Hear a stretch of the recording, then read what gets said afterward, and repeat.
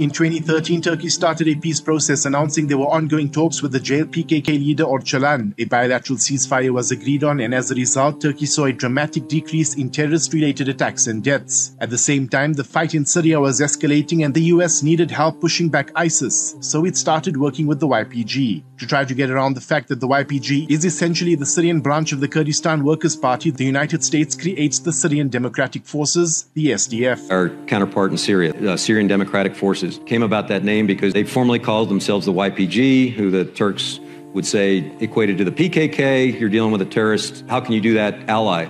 So we literally played back to them that you got to change your brand. I thought it was a stroke of brilliance to put democracy in there somewhere and allow them the necessary legitimacy to be good partners for us. The US provided training, equipment and air support for the Kurds, and together they retook Kobani, marking a major moment for Rojava. The Kurdish fighters proved to be one of the most effective forces in Syria, owing to continued US air support and the provision of weapons. In Syria today, US-backed fighters, US-backed Kurdish-led forces. They form the backbone of the US-backed Syrian Democratic Forces. Kurdish fighters in Syria have made significant gains, killing thousands of fighters and clawing back territory. A Kurdish-led force launched an offensive today in Syria, pushing ISIS further and further back out of their territory in the northeastern city of Hasaka. We are now within sight of the ISIS stronghold of Raqqa. Western media hailed the moment as the birth of a young democracy in the Middle East, promoting it as a solution for a post-war Syria. But human rights reports claim that the Kurds displaced non-Kurdish populations and committed human rights abuses within this territory. And in 2015, violence flared once again in Turkey when the ceasefire was unilaterally broken by the Kurdistan Workers' Party. To keep Rojava from becoming a safe haven for the Kurds, Turkey sent ground troops into Syria in August 2016 to fight both ISIS and the SDF, eventually cutting off Afrin from the rest of the federation. But the Kurdish offensive continued, and in late 2017, it led to the fall of ISIS in its capital, Raqqa. Local Kurdish militia began governing the land captured. Eventually, this meant that the PKK was in control of about a quarter of the Syrian landmass, including most of the border region with Turkey. Yakut Tobias for CI Radio News.